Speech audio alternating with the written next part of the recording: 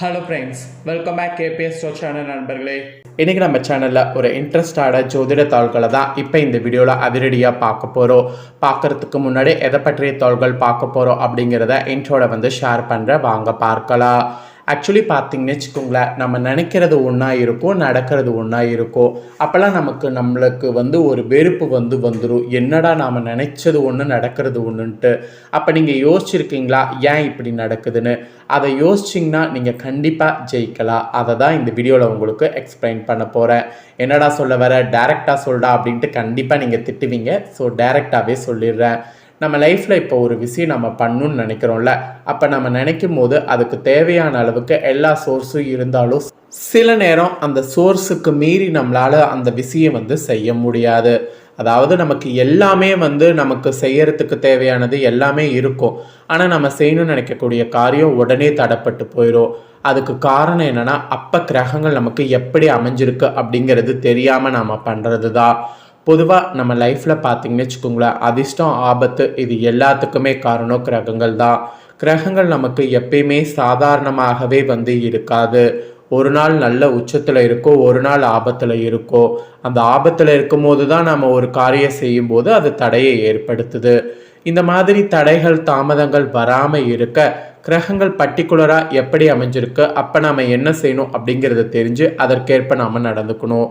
அப்படி நாம் நடந்துக்கும் போது பல ஆபத்துக்கள் ஏற்படாமல் தப்பிக்கொள்ளலாம். ஸோ இன்றைக்கி இந்த வீடியோவில் கிரகங்களால் எப்படி நடந்துக்கணும் அப்படிங்கிறத தான் கும்ப ராசி நேயர்களுக்கு ஷேர் பண்ண போகிறேன். கும்ப ராசியில் பிறந்த நேயர்கள் இந்த ஒரு வீடியோவை ஃபுல்லாக பாருங்கள்.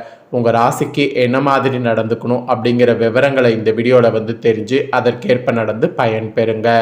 திரும்பவும் சொல்கிறேன், கிரகங்கள் எப்படி இருக்கு அப்படிங்கிறத தெரிஞ்சு அதற்கேற்ப நடந்துக்கும் போது பல ஆபத்துக்கள் ஏற்படாமல் தப்பிக்கொள்ளலாம்.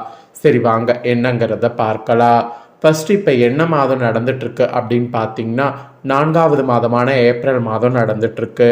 ஏப்ரல் மாதம் ஸ்டார்ட் ஆனதுலேருந்து எண்டு வரைக்குமே நிறைய விஷயங்கள் நடக்குது.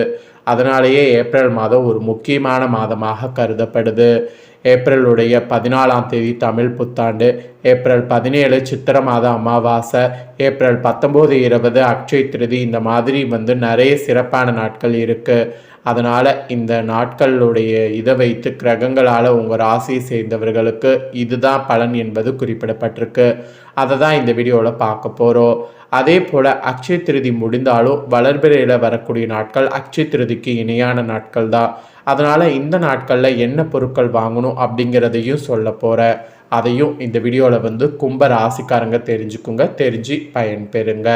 சரி வாங்க உங்களுக்கான பலன்களை ஃபஸ்ட்டு பார்க்கலாம். கும்பராசி அன்பர்களே, சுற்றி வளைத்து பேசாமல் எதுவாக இருந்தாலும் நேருக்கு நேர் நின்று பேசக்கூடிய யதார்த்தவாதி நீங்கள். வஞ்சகம் என்பது துளியும் தெரியாத ஒன்று. அந்த துளியும் தெரியாத ஒன்றுக்கேற்பவே நீங்கள் செயல்படணும். அப்படி நீங்கள் செயல்பட்டிங்கன்னா சிறப்பு பலன்களாக இந்த பலன்கள் உங்கள் ராசிக்கு கிடைக்குங்க. ஃபஸ்ட்டு உத்தியோகத்தில் இருக்கக்கூடியவங்களுக்கு சொல்லப்பட்டிருக்கு. உத்தியோகத்தில் இருக்கக்கூடிய அத்தனை கும்ப ராசிக்காரங்களுக்கும் நேரடியாக மேலதிகாரி உங்களுக்கு உதவாதவாதவாறு இருந்தாலும் அவர்கள் உங்களுக்கு மறைமுகமாக ஆதரவு அளிப்பாங்க. உத்தியோகத்தில் உங்களுக்கு மேலே வேலை செய்கிறவங்க மேலே கோபப்படாமல் நீங்கள் உண்டு உங்கள் வேலை உண்டுன்னு போகிறது நல்லது. நீங்கள் யோசிப்பீங்க, மற்றவங்களுக்கெல்லாம் பண்ணுறாங்களே நமக்கு பண்ணலையேன்ட்டு. ஆக்சுவலி என்ன ஒரு விஷயம்னா, இப்போ உங்களுக்கு அவங்க மறைமுகமாக உதவி செய்கிற மாதிரி கிரகங்கள் அமைஞ்சிருக்கு. அதனால் நீங்கள் அவங்கள பற்றி யோசிக்காமல் உங்கள் வேலையை பார்த்துக்கிட்டே இருங்க. அவங்க உங்களுக்கு மறைமுகமாக ஆதரவு கொடுத்து உதவிகள் கொடுத்துக்கிட்டே இருப்பாங்க.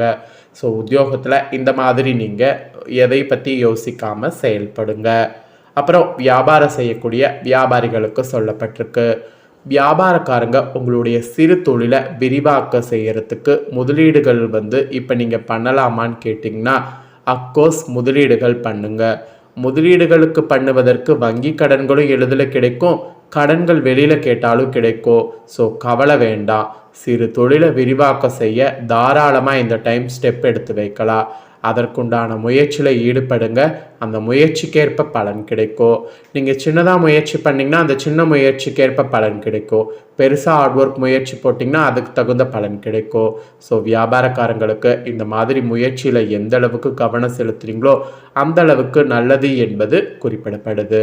ஸோ வியாபாரக்காரங்களும் கவலை இல்லாமல் செயல்படுங்க, உத்தியோகத்தில் இருக்கிறவங்களும் கவலை இல்லாமல் செயல்படுங்க. அதுதான் மெயினாக சொல்லப்படுது. அதுக்கப்புறமா குடும்பத்தை நிர்வகிக்கக்கூடிய தலைவன் தலைவிகளுக்கு சொல்லப்பட்டிருக்கு.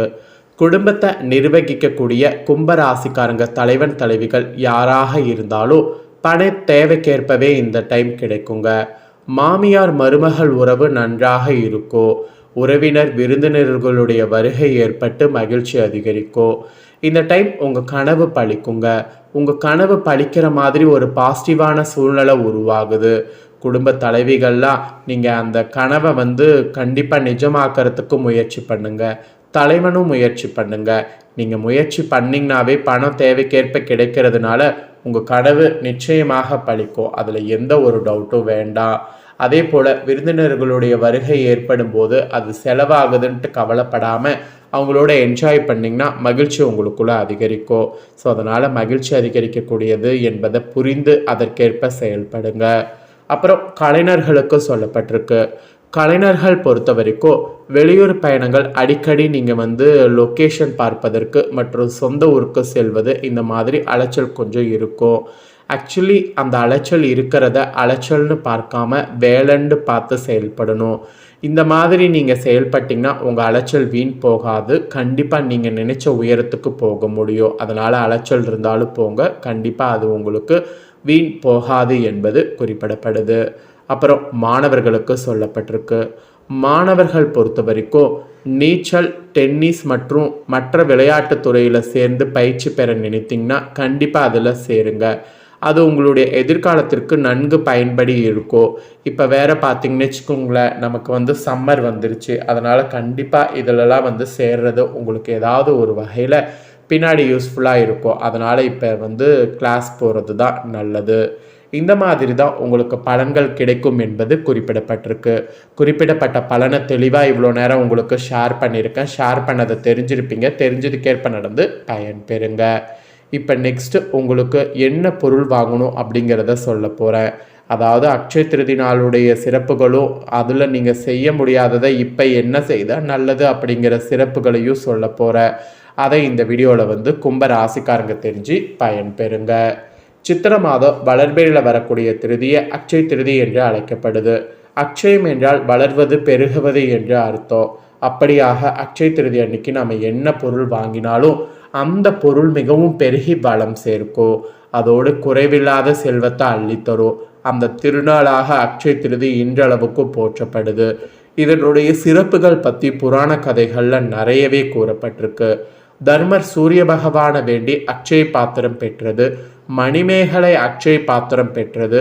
இவ்வளவு ஏன் சிவபெருமான் அன்னபூர்ணி தாயாரிடம் தனது பிச்சை பாத்திரம் நிரம்பக்கூடிய அளவுக்கு உணவை பெற்றது எல்லாமே இந்த நாளில் தான். பகவான் பரசுராமர் அவதரித்த நாள், புனித நதி கங்கை பூமியை தொட்ட நாள், குசேலர் கிருஷ்ண பகவானை சந்தித்த நாள், ஆதிசங்கரர் செல்வத்தை கொட்டி கொடுக்கக்கூடிய ஸ்லோகமாகிய கனகரத சோஸ்திரத்தை இயற்றிய நாள், குபேரன் இழந்த செல்வங்களை மீட்ட நாள், திருதாயுகம் ஆரம்பமான நாள், வியாசகர் மகாபாரதம் எழுத ஆரம்பித்த நாள் எல்லாமே இந்த நாள் தான். அதனால் இந்த நாளில் செய்ய வேண்டியதை கரெக்டாக நம்ம செய்தாவே நமக்கும் வளம் பெருகும் என்பது கூறப்படுது.